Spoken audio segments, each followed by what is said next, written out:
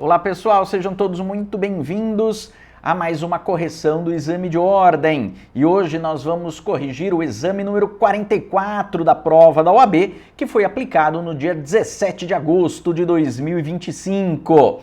Fica também o convite para vocês seguirem as minhas redes sociais, o Instagram, @MarceloValdir, o @MissãoAprovaOAB e aqui no meu canal do YouTube. Não se esqueçam de curtir, de clicar ali no sininho também, para que possa sempre estar com todos os vídeos atualizados. E compartilhe com seus amigos que estão estudando para o exame de ordem. Muito bem, vamos lá então começar a correção desta prova que foi aplicada lá em agosto de 2025. A primeira questão de processo penal diz o seguinte: no dia 10 de agosto de 2023 foi publicada a decisão de rejeição da queixa-crime relativa ao crime de injúria, com a pena de 1 a 6 meses de detenção, que teria sido praticado por Maria Aparecida contra Augusto. Augusto, inconformado com a sentença, procurou você como advogado para se insurgir contra a decisão de rejeição da exordial acusatória. Assinale a opção que indica corretamente o recurso cabível para o caso. Pessoal, aqui, vejam, prestem atenção aos detalhes da questão. Houve rejeição da queixa-crime. Crime de injúria, pena de 1 a 6 meses de detenção. Nós estamos tratando de um crime que é de competência do GCRIM. Lembra, como regra, os crimes cuja pena seja menor ou igual a 2 anos é de competência do GCRIM. Então, pena máxima menor ou igual a 2 anos, como regra, tem exceções, mas como regra, GCRIM. E aí, o que acontece, pessoal? O GCRIM tem algumas regrinhas diferenciadas. Primeira delas, com relação a alguns prazos. Então, o prazo para apelação no GCRIM é diferente do processo penal comum. Processo penal comum, vocês se recordam, 5 dias para interposição e 8 dias para as razões. No GCRIM, não. No GCRIM, o prazo para o recurso de apelação é um prazo único de 10 dias.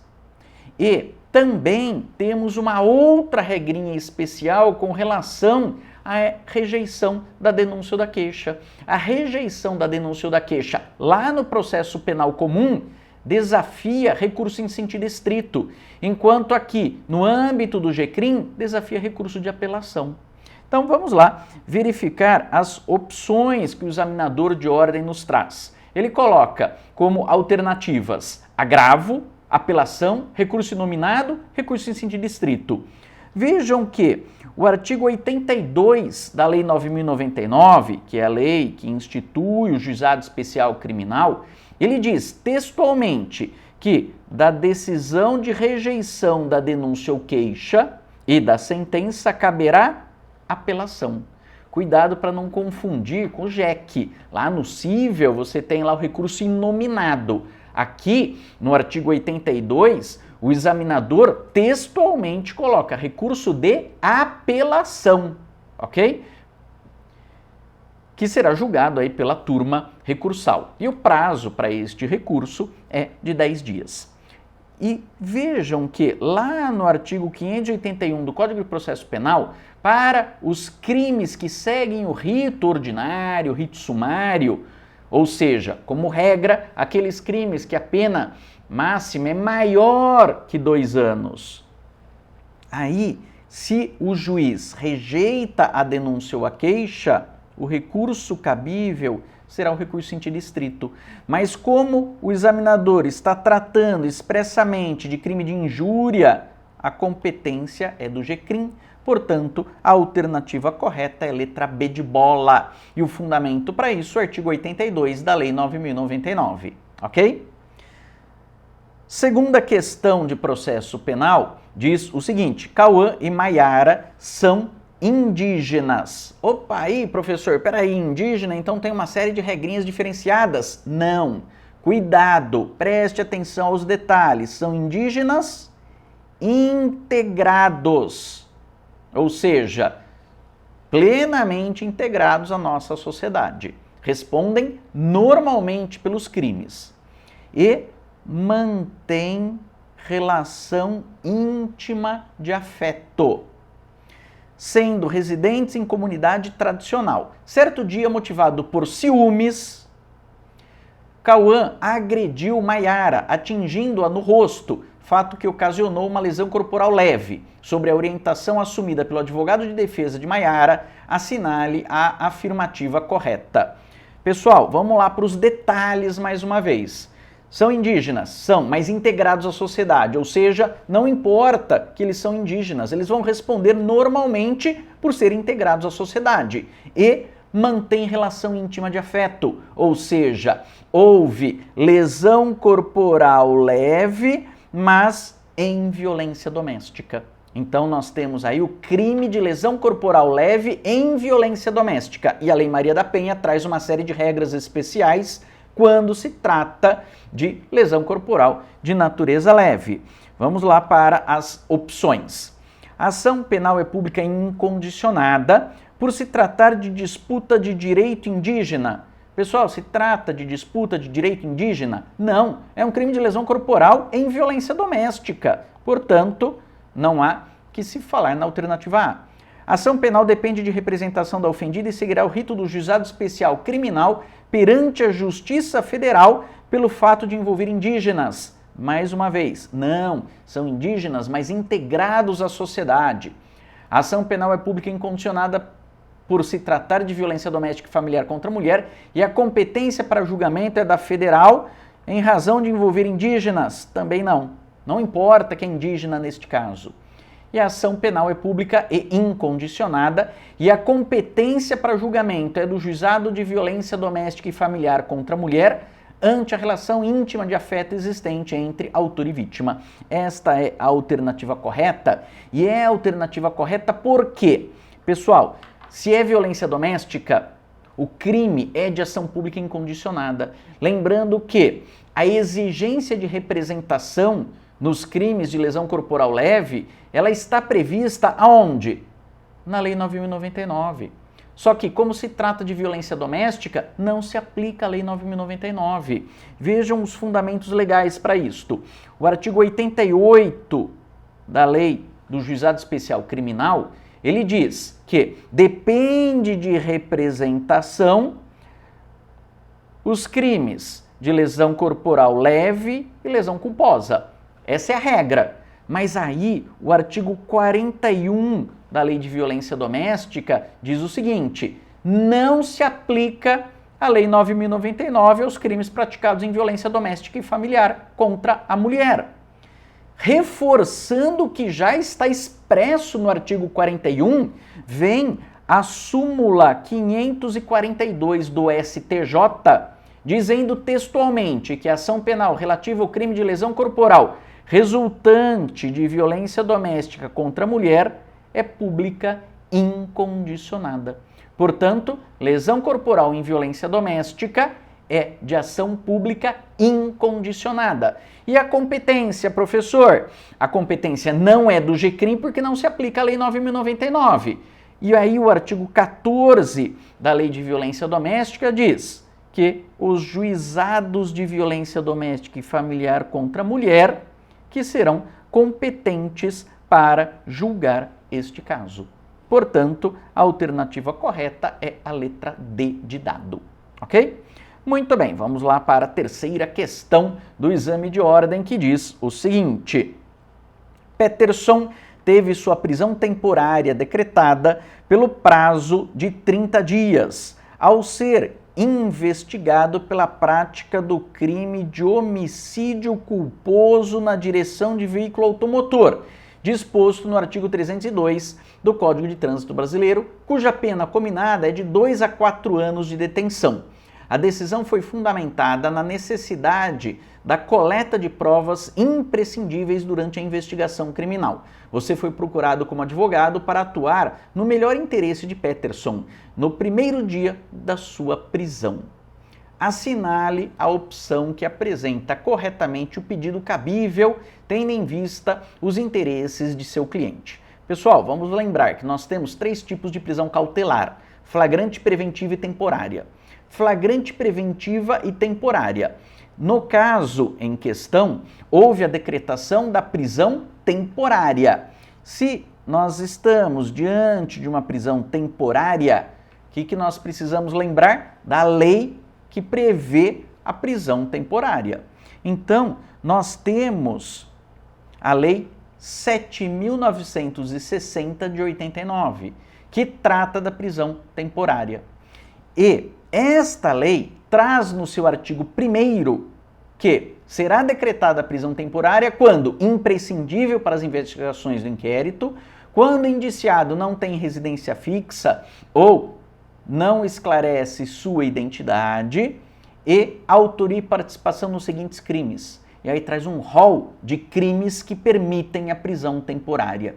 E são crimes graves. Ora, quando se trata de prisão temporária, pessoal, nós estamos falando de prender alguém para investigar. É a exceção da exceção. Por isso, existe uma relação de crimes graves que permitem a prisão temporária. E tem aí na tela para vocês esta relação. Vejam que o crime de homicídio culposo na direção de veículo automotor não está neste rol que permite a prisão temporária. Portanto, não cabe prisão temporária neste caso. Há uma ilegalidade na decretação da prisão temporária. E vejam que o artigo 5º, inciso 45 da Constituição diz que a prisão ilegal será imediatamente relaxada pela autoridade competente. Vamos ver as opções que o examinador de ordem nos traz?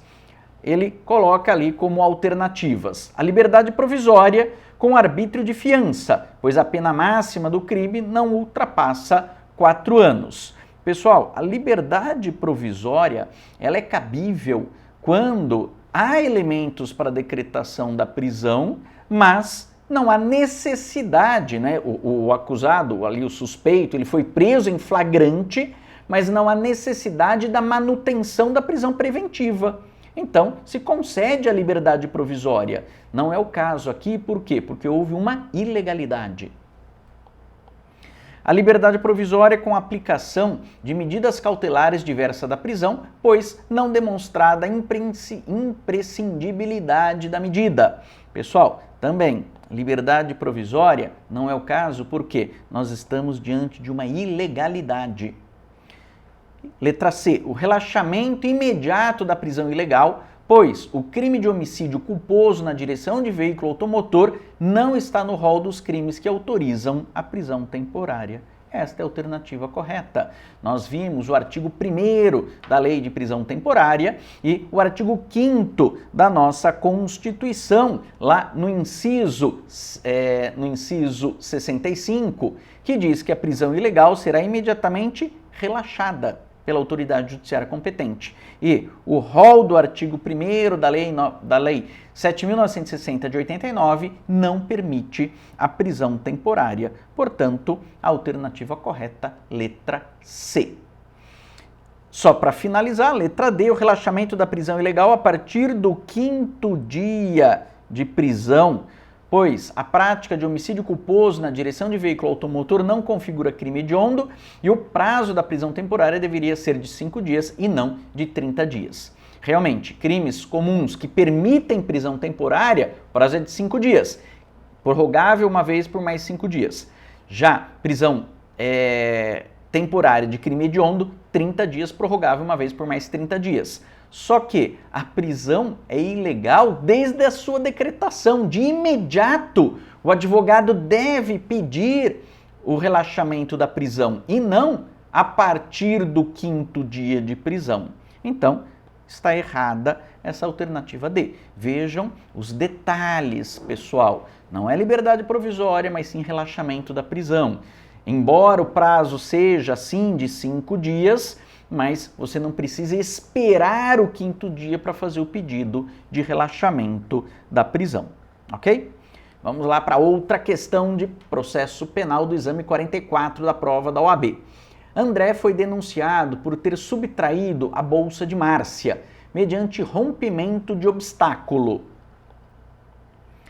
A subtração foi legitimamente comprovada no processo, porém, não obstante tenha o rompimento de obstáculo deixado vestígios, não foi realizada qualquer perícia, sem justificativa plausível. Fim da instrução, manifestou-se o Ministério Público pela condenação, conforme a denúncia, sem requerer qualquer diligência. Dada a palavra ao advogado de André, em alegações finais defensivas, este deve requerer. Pessoal, estamos lá então na fase de alegações finais. Acabou o processo, todas as provas já foram produzidas. Antes da sentença, nós temos alegações finais. Primeiro da acusação e depois da defesa. É a última oportunidade que a defesa tem para se manifestar. Pois bem, e o que aconteceu? Temos um crime de furto com rompimento de obstáculo. Furto com rompimento de obstáculo precisa de provas que houve este rompimento de obstáculo, ou seja, precisa de perícia. E não foi feita esta perícia. Então é isso que deve ser alegado pelo advogado. Vamos ver ali as opções. Absolvição sumária de André por não constituir o fato infração penal. Pessoal, a absolvição sumária, ela é cabível lá nas hipóteses do artigo 397 do Código de Processo Penal. Não é o caso aqui de absolvição sumária, nós já estamos nas alegações finais. Então, nas alegações finais, o que o advogado pode pedir? Vejam o que diz a letra B. Afastamento da qualificadora do furto, desclassificando para furto simples. Esta é a opção correta, justamente por quê? Porque o Código de Processo Penal, ele exige no artigo 158 que, quando a infração penal deixa vestígios, será indispensável o exame de corpo de delito, direto ou indireto, não podendo supri-lo a confissão. Então, o artigo 158 do Código de Processo Penal exige que se faça a perícia para que haja a condenação por furto qualificado. Não houve aí esta perícia, rompimento de obstáculo, né, exige perícia, não houve perícia, portanto, a condenação somente poderá ocorrer por furto simples. Por isso, a letra B é a alternativa correta. Mas vamos repassar as outras opções. Nulidade do processo desde o recebimento da denúncia, a fim de que seja realizada a prova pericial. Não, gente, o juiz pode receber a denúncia e a perícia ser feita durante a instrução. Então está errada esta alternativa. E letra D, a conversão do julgamento em diligência a fim de que se realize prova pericial para comprovar a existência do rompimento de obstáculo. Pessoal, o processo já está na fase final, é alegações finais.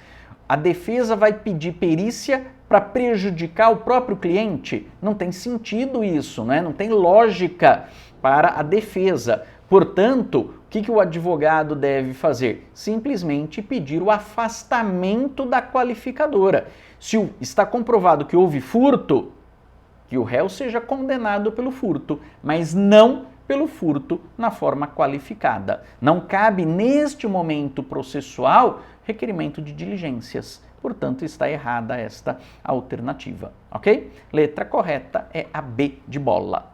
Muito bem, vamos lá para outra questão de processo penal. Foi oferecida a denúncia em face de Samuel pelo delito de furto, que foi distribuída ao juízo competente, tendo havido regular instrução processual. Os autos foram conclusos para sentença, porém, o juiz titular que presidiu a instrução afastou-se por 2 dias para participar de um curso oficial. Os magistrados participam normalmente de cursos de atualização, né? Então, ele se afastou por 2 dias, sai publicado isso no Diário Oficial, para que ele pudesse, então, participar desse curso oficial. Por isso, a Corregedoria do Tribunal designou o juiz substituto para atuar neste juízo. O magistrado substituto prolatou a sentença condenando Samuel, com base na prova oral colhida, ainda que nenhuma urgência houvesse no processo. Com base nas informações do denunciado, assinale a opção que indica a alegação que você, como advogado de Samuel, deve apresentar.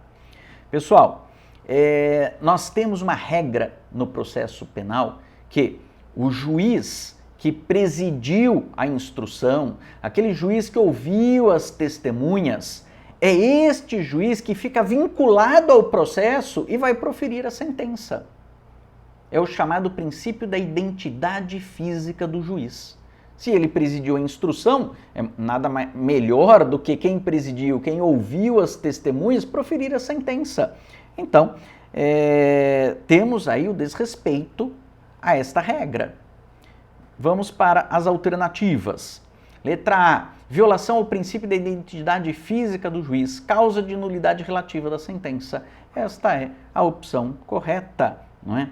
Nós temos a exigência no nosso Código de Processo Penal, lá no artigo 399, parágrafo 2º. O juiz que presidiu a instrução deverá proferir a sentença. Claro que tem algumas exceções, não é, pessoal? O juiz morreu, não vai psicografar a sentença dele. Mas vejam que o examinador, ele diz, não havia nenhuma urgência, não fala que o juiz morreu também. Então, é o juiz que presidiu a instrução que deve proferir a sentença, ok? E aí, reforçando isso ainda, o artigo 5º, inciso 53 da Constituição Federal, estabelece como direito e garantia individual: ninguém será processado nem sentenciado, senão pela autoridade competente. Muito bem. Aí nós temos, letra B, suspeição do magistrado que prolatou a sentença como preliminar de mérito na apelação. Pessoal, as hipóteses de suspeição e impedimento, elas estão descritas nos artigos 254, suspeição, e 252, impedimento. Não é o caso de suspeição e nem de impedimento. Nós temos ali, quando o juiz é amigo íntimo, inimigo capital de uma das partes, quando o juiz já participou do processo como advogado ou como promotor, aí sim você teria hipóteses de suspeição ou de impedimento, que não é o caso. Então, letra B de bola e letra C estão erradas, porque não se trata de suspeição e nem de impedimento. E violação ao princípio do juiz natural, pois deveria ter havido sorteio entre os juízes substitutos e não a designação por livre escolha da corregedoria. Pessoal, não é urgência, o juiz vai ficar 2 dias. Qual que é o problema de esperar? Voltou, sentencia. Não é? Então não vai ter distribuição nenhuma. Se o juiz tivesse morrido, aí sim você distribui para outro juiz. Não é? Mas não é o caso. Então a alternativa correta, letra A de aprovado. Última questão de processo penal diz o seguinte: Flávio foi preso em flagrante junto com outros 3 indivíduos, todos acusados pela prática do crime de roubo, disposto no artigo 157 do Código Penal.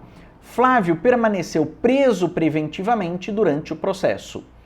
Na audiência de instrução e julgamento, uma das testemunhas arroladas pela defesa afirmou que, no dia dos fatos, Flávio estava trabalhando na loja de material de construção que funcionava na frente do local onde os autores do fato estavam praticando o crime e acabou sendo preso junto com os outros acusados.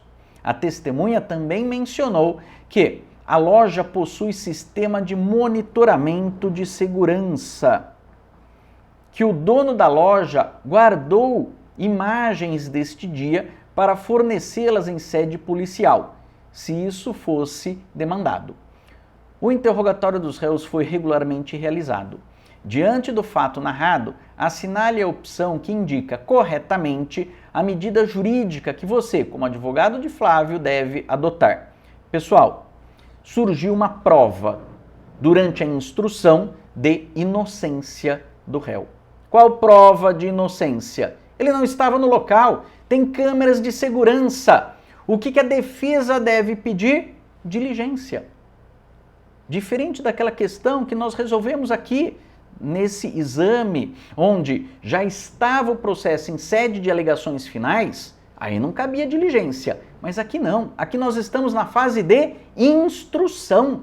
Opa! Então, nós temos o artigo 402 do Código de Processo Penal que permite às partes, tanto acusação como defesa, pedir diligências. Então, esta vai ser a medida adotada pela defesa, pedir as diligências nas hipóteses ali que estão caracterizadas do artigo 402 do Código de Processo Penal. Vejam que diz o 402 do CPP. Produzidas as provas, ao final da audiência, o Ministério Público, o querelante e o assistente, e a seguir o acusado, poderão requerer diligências, cuja necessidade se origine de circunstâncias ou fatos apurados na instrução. Uma testemunha disse que houve, que tinha ali câmeras de segurança, que o réu não estava presente. Ora, o que as partes devem então pedir? Conversão em diligência, no termo do 402, pegar essas imagens de segurança e juntar nos autos do processo. Ok? Vamos lá então verificar as hipóteses apresentadas pelo examinador. Letra A. Apresentar alegações finais por memoriais, requerendo as imagens da loja. Não, gente. As alegações finais é o momento posterior ao artigo 402. Então, primeiro se pede diligências, depois é que se vai fazer as alegações finais. Então, está errada esta opção. Letra B. Requerer diligências para oficiar a loja de material de construções para que forneça as imagens do dia dos fatos. Exatamente. Esta é a opção correta, com fundamento no artigo 402 do Código de Processo Penal. Apresentar alegações finais orais em audiência com pedido de absolvição sumária diante do depoimento da testemunha. Pessoal, absolvição sumária, nós temos as hipóteses no artigo 397 do Código de Processo Penal. Oferecida a denúncia, o juiz recebeu a denúncia, determinou a citação do réu, ele apresenta a resposta à acusação. Depois da resposta à acusação, o juiz decide se absolve ou não sumariamente o réu, desde que exista dos 4 incisos descritos no 397. Não sendo o caso de absolvição sumária, o juiz marca uma audiência de instrução, debate e julgamento. Nós estamos nessa audiência de instrução, debate e julgamento, ou seja, posterior ao momento de absolvição sumária.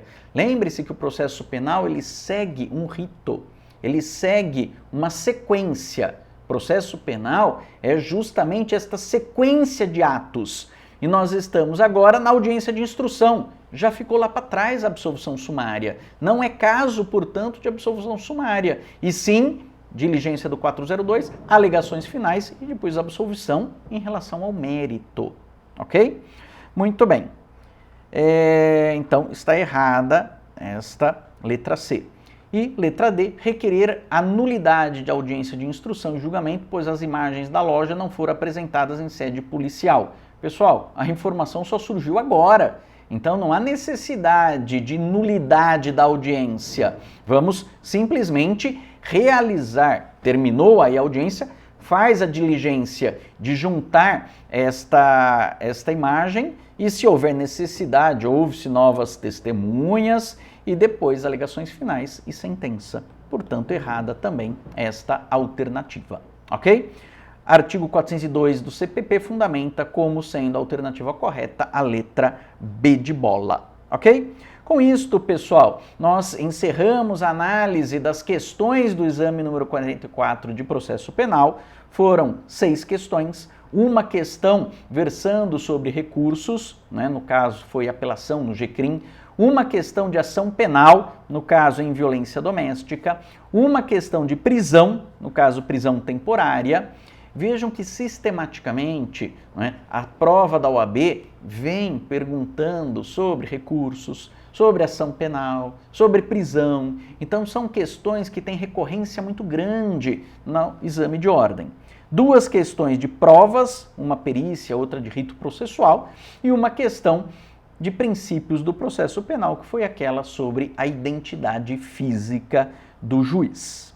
Muito bem. Foram, então, estas as questões de processo penal. Reforço com vocês o convite para me seguirem nas redes sociais, não é? Deixe o seu like, comente, compartilhe, se inscreva e vamos juntos buscar esta tão almejada aprovação no exame de ordem que virá logo. Tenha fé, estude, que logo você será aprovado no exame de ordem. Muito obrigado pela atenção e até a próxima, pessoal. Um forte abraço. Tchau, tchau.